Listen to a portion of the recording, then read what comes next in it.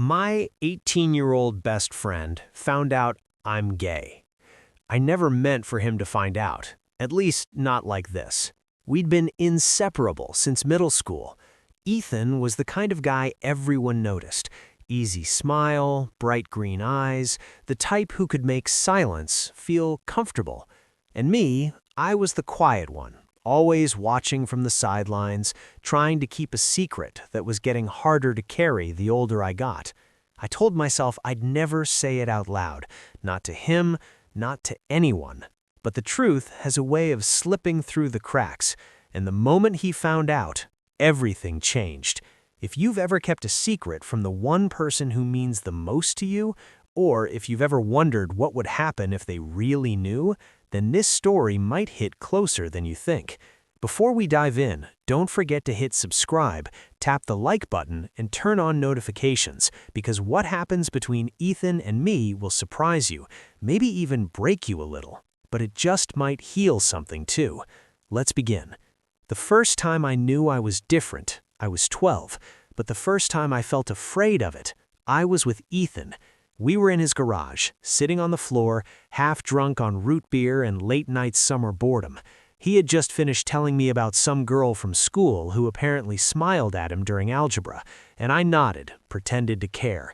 I was used to that game by now, that quiet ache in my chest every time he mentioned someone else. I'd been playing this role for years, the best friend, the loyal wingman, the secret keeper, but never the truth teller, because if I told the truth, I wasn't sure I'd still have him. So I laughed, said something sarcastic, changed the subject to Xbox or frozen pizza or something meaningless. That's how I survived. But lately, things were shifting. I was 19 now. Ethan had just turned 18 last month, and for some reason that felt different. He'd grown taller, his jaw a little sharper, his voice deeper. I noticed it too much and tried too hard not to. And then, 3 days ago, he found out. I still don't know how. I didn't say anything. I never would have. But that night after he went home, I noticed my phone buzzing non-stop. Messages. One from someone I used to talk to, a guy. A message I thought I'd deleted. And I realized Ethan had used my phone, probably to change the music or check something, and he must have seen it. At first, I told myself maybe he hadn't noticed, or maybe he didn't care. But the next time we saw each other, the way he looked at me had changed. He didn't joke the same. He didn't smile the same. His eyes lingered too long, not with hate or disgust, but with something heavier, something unreadable, and that terrified me even more. Tonight, we were back in the garage. Same place, same beat-up couch, but it felt like a different world now. He was fiddling with the remote, trying to find some movie we'd seen 100 times. "So you never told me." My stomach dropped. I didn't ask what he meant. I knew. "What?" I asked anyway, my voice thin. He turned toward me, but not fully. "That you were indie." Silence swallowed the room whole. I could hear my heartbeat thudding in my ears, louder than the static on the TV. I swallowed hard, my throat dry. Every instinct screamed at me to lie, to deflect, deny, joke, but I was tired of hiding. "Yeah," I said. "I guess I didn't think I had to." He looked at me, not like he was angry, not like he was uncomfortable, just quiet, observing. "How long have you known?" "Since I was a kid." He nodded slowly, like he was trying to line up pieces of a puzzle that suddenly made more sense. I couldn't read his face, and that scared me more than anything. "I'm still me," I added, trying to fill the space. "Nothing's changed." He looked down at his hands. "That's not true." I felt cold, like everything I feared was about to be confirmed. He glanced up again, this time meeting my eyes straight on. "It's not bad, it's just different now. I think I see you differently." I didn't know what that meant. Was it worse? Was it better? Did it mean we'd never be the same? "I don't want to lose you," I said, before I could stop myself. He didn't answer right away. He stood up, ran a hand through his messy blonde hair, then looked at me with a mix of confusion and something deeper, something I wasn't ready to name. "You won't," he said, quietly. But I need to ask you something. I stared at him, heart pounding. Okay? He hesitated for a second, then took a step closer. Did you ever look at me that way? The question hit me like a wave, and I didn't know if I should lie or finally tell the truth. Did you ever look at me that way? His voice wasn't accusing, it wasn't mocking, it was careful, like he didn't even know how to ask it, and I hated that I froze, because the answer was yes. Yes, I had too, more times than I could count. But how do you say that to someone who's been your entire world and nothing more, even if you wanted him to be? How do you admit that every time he leaned against you on the couch, or threw an arm around your shoulder, or changed his shirt in front of you, it meant so much more to you than it ever did to him? I don't know, I whispered. Ethan's eyes stayed locked on mine. That's not a no. I looked down, my fingers tangled together in my lap. No, it's not. He didn't flinch, he didn't move, and that scared me even more, because if he had gotten angry, at least I'd know where I stood. Instead, he sat back down slowly, deliberately, and kept looking at me like he was trying to see a version of me he hadn't dared to look for before. "Why didn't you tell me?" he asked. I let out a breath I'd been holding since the question. Because I didn't want this to happen. This weird tension, this silence, you looking at me like I'm someone else now. He blinked a few times, his jaw tightening, like he wanted to say something but couldn't quite find the words. "I'm not angry," he said, finally. "I'm just trying to process. I've never had to think about this kind of stuff." "And now you do?" I asked, voice barely steady. "I guess I do." There was a long pause, the kind you usually means the end of a conversation, but neither of us moved. I could feel the weight of what I'd just admitted, not just that I was gay, but that I'd looked at him that way, that I had wanted something I was never supposed to want. Ethan leaned forward slightly. "So when we'd hang out and you'd get quiet, were you thinking about me?" The honesty in his question startled me. "Sometimes," I said, my voice low. "But it wasn't just about attraction. You've always been everything safe, familiar, the one person who never made me feel broken." He looked away then, and I knew I had gone too far. "I didn't mean to mess things up," I added quickly. "I swear I've always respected your space. I never tried—" "Stop," he interrupted gently. "Don't do that." I looked at him confused. "Don't shrink. Don't make yourself smaller just because I'm trying to catch up." And then he looked at me again, and this time I saw something. It wasn't fear, it wasn't judgment, it was curiosity. "I've never really thought about guys that way," he said, his voice softer now, "but sometimes had noticed things about you, stuff I didn't know how to name, and I'd just ignore it." I held my breath. "What kind of things?" He smiled faintly, then shook his head. "Doesn't matter." "Yeah," I said, heart racing. "It kinda does." Ethan's fingers drummed on his knee. Then, out of nowhere, he asked, "Have you ever thought about kissing me?" I swear the room got colder and hotter at the same time. My throat dried out completely. "Why are you asking me that?" "Because I'm trying to understand," he said, "and maybe part of me wonders what it would have felt like if you had." There it was, a sentence I never thought I'd hear come from his mouth. I was about to answer when the garage door creaked open, his mom calling out for him from the kitchen. The spell was broken. He stood up, looking dazed. "I gotta go. She needs help with dinner." I nodded. "Yeah, sure." He turned halfway, paused, then looked back over his shoulder. "You're not alone in this, okay?" And then he was gone. I sat there for a long time after he left, staring at the dent in the couch cushion where he'd been sitting, my mind spinning. Was that interest? Or confusion? Because what he said lingered louder than anything else. Maybe part of me wonders. The next day, Ethan didn't text, not in the morning, not in the afternoon, not even a lazy meme to fill the silence, and that said more than any words could. Because since forever, we had a rhythm. Even on the slowest, most uneventful days, we'd find ways to check in. It was just what we did. But now the silence between us felt loaded, full of questions we were both too afraid to ask out loud. I tried not to overthink it, but the truth is, I couldn't stop. His words from last night played on a loop in my head. "Have you ever thought about kissing me?" followed by that quiet, deliberate pause. Maybe part of me wonders. I didn't sleep much, and when my phone finally buzzed that evening, I jumped like I'd been caught doing something wrong. It was him. "Want to come over? My dad's out. Pool's open." Just like that. Like nothing had changed, but everything had. I stared at the message for way too long before typing back, "Yeah, be there in 10. It was still hot out, one of those sticky summer nights where the air hangs heavy and the sun lingers too long. When I got to his place, the back porch light was on and I could hear music playing softly from a speaker by the pool. He was already in the water. His back was turned to me, arms resting on the edge as he floated lazily in place, the water shimmering around him. His hair was wet and pushed back, and the sight of him like that, so relaxed, so unbothered, made my chest ache. He looked over his shoulder when he heard me.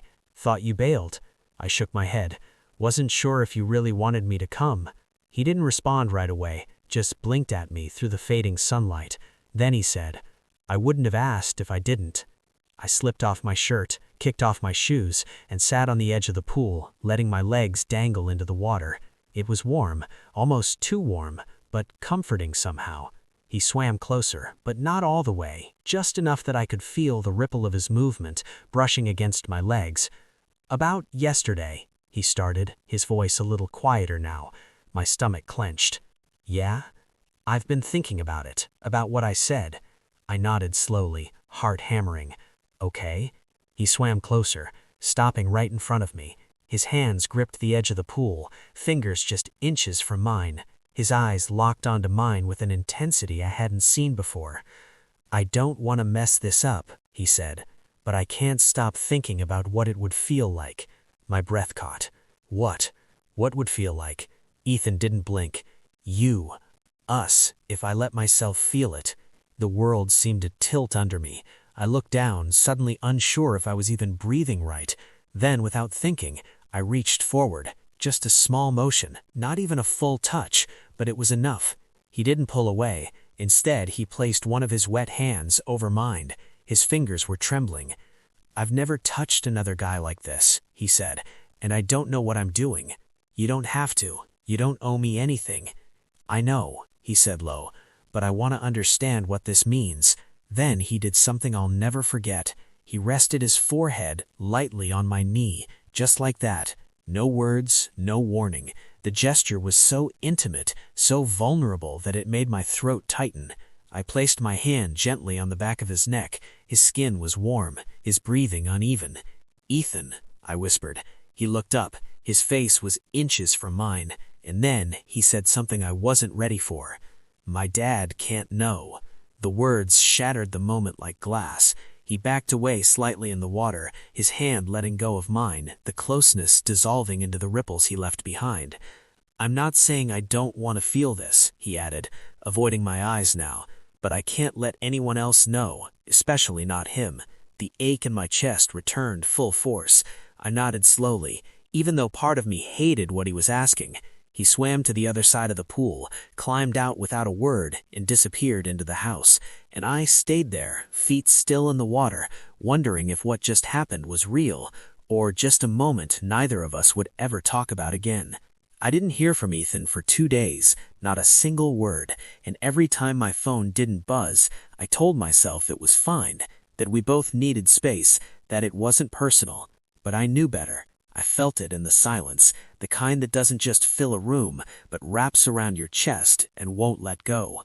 I kept replaying the pool, his forehead resting on my knee, my hand in his hair, the way he said, "My dad can't know."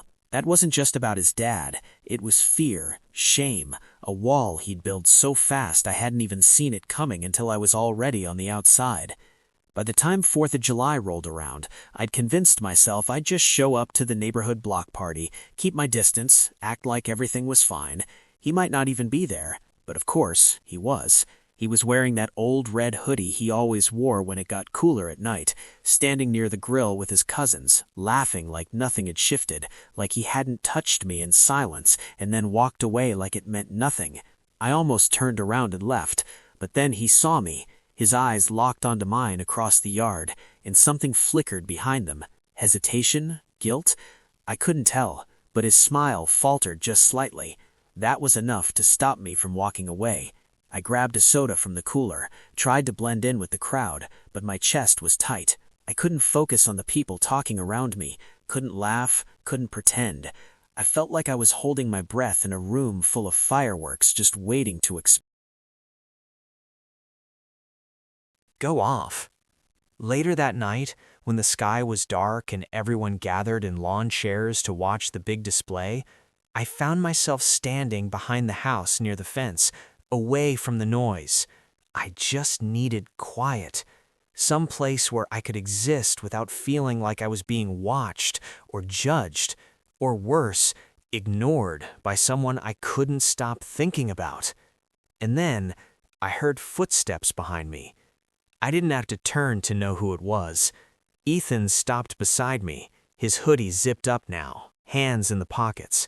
He didn't speak at first, just stood there watching the sky. The fireworks started, loud cracks of color exploding above the trees, but the only thing I could feel was the electricity in the space between us. "I've been meaning to text you," he finally said. I nodded, eyes still on the sky. "Didn't think you would," he shifted, uneasy. I didn't know what to say. "I get it." Silence. Then he asked, "Are you mad at me?" That question hit hard, not because of what it said, but because of what it didn't. "I don't know what I am," I answered honestly. "Confused? Hurt? Maybe. I don't even know what that night meant to you." He looked down. "It meant something." "Then why disappear?"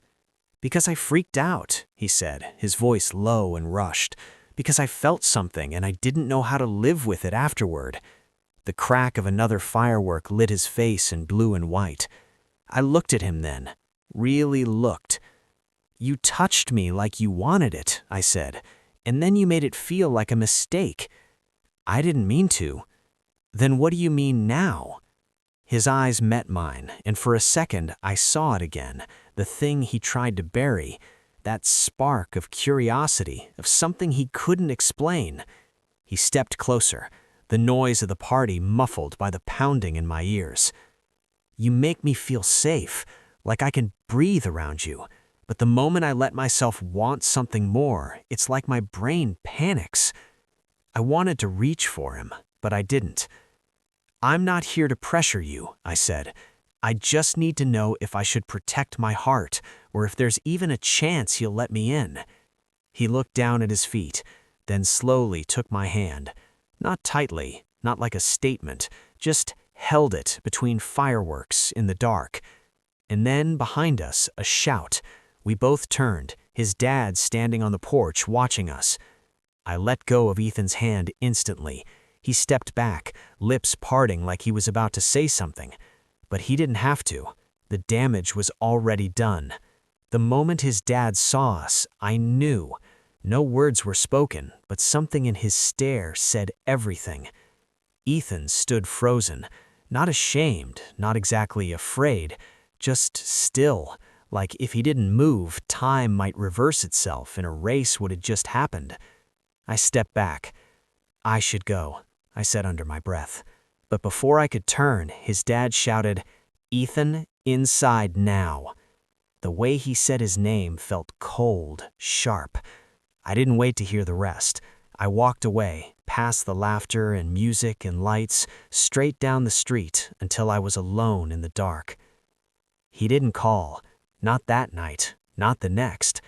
I thought it was over, that whatever we'd been building, quietly, awkwardly, beautifully, had been crushed in a single glance. But 2 nights later, there was a knock on my window. It was past midnight. I pulled back the curtain, and there he was, hoodie up, eyes tired, hands shaking. I let him in without a word. He sat on the edge of my bed like he didn't know how to breathe. "My dad asked me if I was gay," he said. My heart jumped. What did he say? He looked at me and whispered.